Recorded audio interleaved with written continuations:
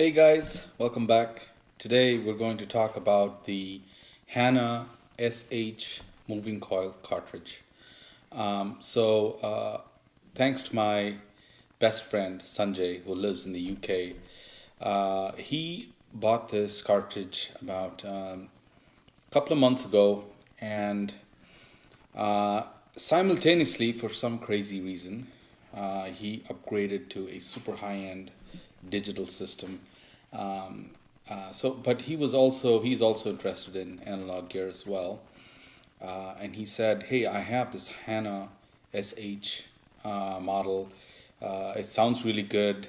Would you like to do a video about it and discuss this on your channel?" I said, "Yeah, sure. I'd love that, man." So I've known Sanjay for the longest time. He is my oldest friend, and I tell you what, if he could, he would have sent it earlier. But I think with the lockdowns just lifting in the UK, he was finally able to make it to the shipping office, and he sent me this. And this arrived last week. This arrived last week, and he had put in about maybe 10 hours on it. So it's essentially brand new. So the Hana SH model moving coil is a high output moving coil. I think the output's about 2 millivolts. The S in the SH stands for Shibata Stylus. Has an aluminum cantilever. The cartridge is about 5 grams in weight. Very similar in height to the Rega Ellis and the Exact, and probably even the Anya. Don't quote me on that, but check it out if you wish to. So the setting on this P10 was very similar to the other Rega carts. I think they're very similar in weight as well. I put this on my P10 and gave this a spin. It took over 50 to 60 hours almost for this cartridge to open up. So if you buy this cartridge new, please give it a chance. When I installed it in the beginning, it wasn't bright, it wasn't dull, it just seemed a little polite, if you want to call it, a little more dark than usual. And I read up a little on the cartridge, and a lot of folks were saying that yes, it just takes some time for the suspension maybe to set in to become a little more compliant, perhaps. So the internal impedance on this thing is about 130 ohms, and the suggested loading is just an type loading, resistive loading at 47 kilo ohms. I experimented with 47, and I went up to 1,000 kilo ohms, and I even went up to 1.2 kilo ohms. So if you have flexibility in your phono stage, please experiment with that. I found it getting better, a little more dynamic as it went up in the loading. Typically, the rule of thumb is anywhere from 8 to 10 times the internal loading should be a resistive loading on your phono stage. This being at 130, I took it up to a little under 10 times at 1.2 kilo ohms. The other thing is when I set it on the P10, I used a 2 mm spacer. I found that to give me the best sonics. That's just my opinion here. The stylus guard on this cartridge, please be careful on how you handle the stylus guard on this cartridge. It's very easy to nick and snip the cantilever and break it off. Use caution, and I generally don't have my stylus guard on after I have assembled the cartridge. I use it while assembling the cartridge. Once I've done so, I put it away safely. So it feels to me, I've handled quite a few cartridges, but it feels to me that this one is a little bit getting too close for comfort to the stylus, and it looks like frequent use. If you're not careful, one might slip and break the cantilever. So please pay attention to that. Okay, it's time to talk about sound quality, my subjective impressions of sound quality on the Hana SH.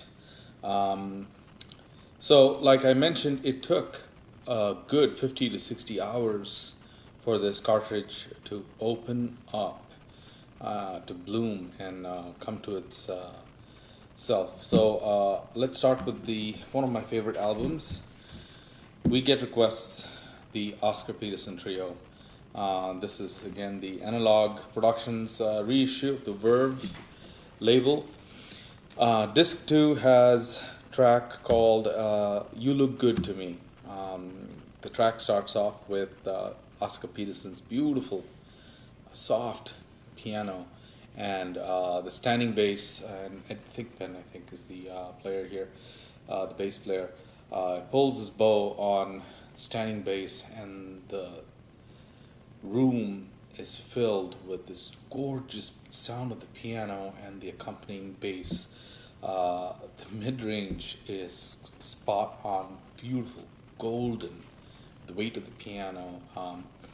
And then the drumming starts, and then you hear the silkiness of the cymbal taps, and the drumming, the snare effects, the skin of the snare, all those textures come through very beautifully. Mid-range is beautiful. Everything else, low extension, high extension, seems to be an extension of the mid-range, the low and high frequencies. So cut from a single sonic cloth, if you want to call it that. A beautiful presentation. And then there's the last track on side 4, in disc 2. It's called Goodbye JD. And Oscar Peterson on his piano here. This is the usual Oscar Peterson. His notes are flying away at real high speed, and everything has an organization in the sound. It is very well organized front to back, side to side. Imaging is proper. Instruments have these locations, and the tone is sweet. The tone of the piano, tone of the bass, and the tone of the drumming and the cymbals and the snare brushes, they all sound so sweet, yet detailed. So that's a really nice balance there. Next up is Patricia Barber's Cafe Blue. My favorite track here is Nardis, which is a Miles Davis song originally. Nardis starts off with Patricia Barber's voice. Again, the voice is beautiful. The mid-range is gorgeous. And towards the middle of the song, it starts, the middle of the song has this explosive drum solo. Wow. Again, here you start appreciating both the resolution and the organization of the soundstage and the sweetness in the high frequencies. It's a beautiful demo track, an audition track to test your high fidelity system. So this one, this Cafe Blue, is a one-step pressing from Impact's wonderful recording as well. Next up is Waltz for Debbie, but this one is by Monica Sutherland and Bill Evans. Chuck Israel's on bass on this, and man, this is a departure from the usual Waltz for Debbie. And I keep picking songs or albums that have piano and voice, because that's what I think this showcases the sound of the Hana. It's mid-range.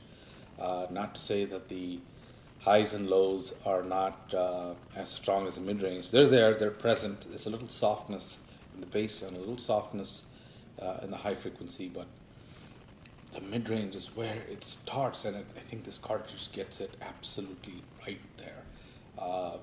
Very beautiful sound.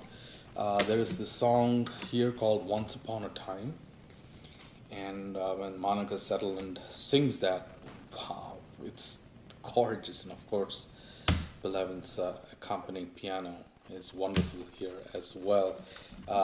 Last up here is Idris Muhammad's Power of Soul.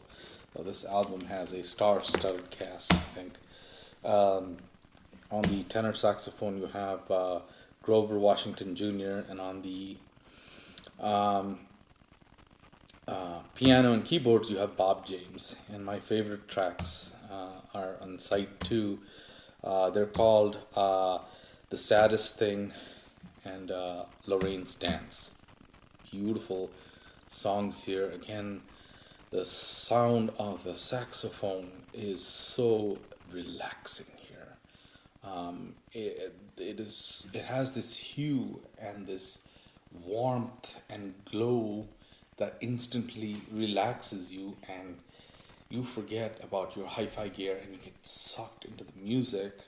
So it's a beautiful album, and the Hana showcases the gorgeousness in the mid-range beautifully in this.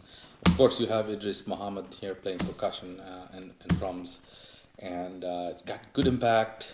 Again, high frequencies are very sweet. Beautiful keyboards by Bob James. Very well produced album. So all in all, this Hana SH, like I said, took some time to bring out the best colors it has. But boy, when it does, it has this full tonal palette, saturated tones that is so enjoyable. I would like to compare this with the Anya moving coil. They're different sounding, but I want to try the Hana SH also on my BPI turntable, Traveler turntable, because that's a higher mass turntable. It has a different sound signature. I feel that turntable imparts a certain signature over that of the cartridge, and the combination of that tone arm, which is a 12-inch tone arm, and that high mass turntable is what I'm curious about. Guys, if you haven't watched my other videos about the Rega Planar 8, I'll post a link. I tried the Rega Planar 8 with the Anya MC, with the Rega Feta cartridge MC, and I also tried it with the Koetsu.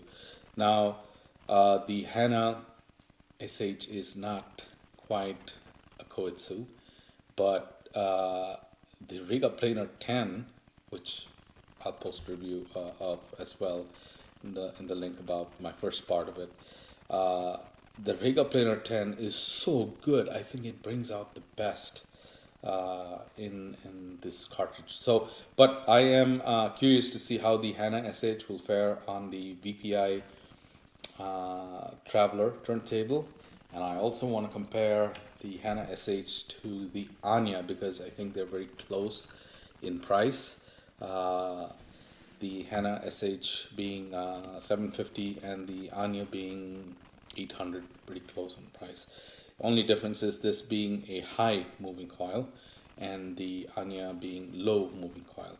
The other differences are also Shibata stylus versus the elliptical stylus on the Anya. But you know, they're close in price, and I want to do a fun comparison of them. So that'll be coming up soon. Again, thank you, Sanjay, if you're watching this. Thanks for lending me this cartridge. You're not going to get it anytime soon. I will give it to you, but I plan to do some more reviews and do some more listening before I give it to you. Thanks, buddy. And thanks to you, my viewers. Please subscribe and like and click the notification button because there are more videos to come and for me to share my thoughts. Thank you very much.